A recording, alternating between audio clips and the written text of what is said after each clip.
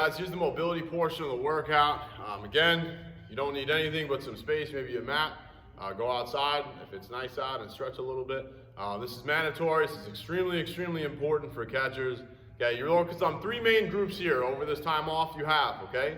Your hip mobility, your ankle mobility, and your wrist mobility, okay? Three really key mobility aspects for a catcher, okay?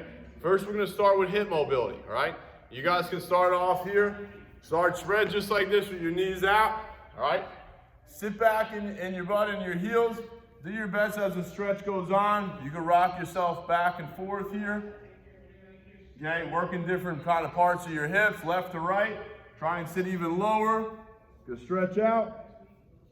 Try and touch your head to the turf. Get your chest as low to the turf as you possibly can. You should kind of sink back further and further and further and further into your hips, okay? Where you should feel a stretch right down in here, all right? Couple different things. You can do that stretch. You can do your normal butterflies here. You could do sit on a wall backwards, or you sit back in here and kind of push down into your hips. There's a ton of different variations you can do as far as your hip mobility, okay, but it's extremely important, guys. You guys cannot neglect this over your time off, otherwise you're gonna come back stiff as boards, okay? Your next one here, your ankles, all right? So again, many different variations you can stretch your ankles with. You can do your downward dog, okay, right here, pulling down on the back of your ankle, okay, giving it a nice stretch. You can lay down or just lay on your butt here, kind of pull back this way, over the top. Trying to think any other ankle mobility stretch.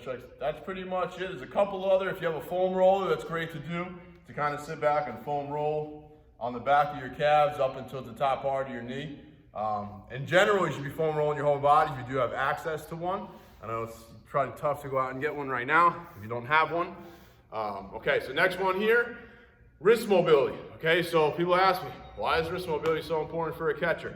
I see so many guys that cannot give low targets without their glove facing towards the ground. So they sit there, they're giving their target, and their target looks like this.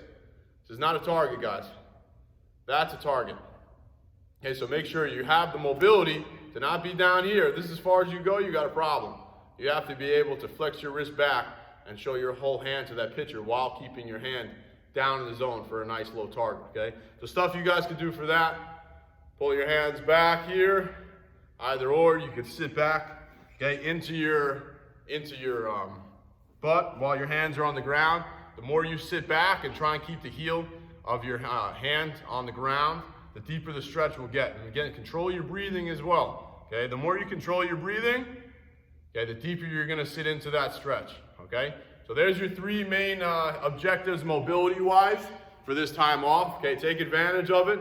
Look up some more stretches. Again, I'm a catching instructor, not so much a physical therapist or a PT, but those are just some of the stretches that I used to do that you guys should be doing as well. They can get much more intricate. So again, look on the internet and things like that, and you'll reveal things about your hip, ankles, and wrists. So definitely do your research, get in depth here. If you have any questions, definitely feel free to reach out.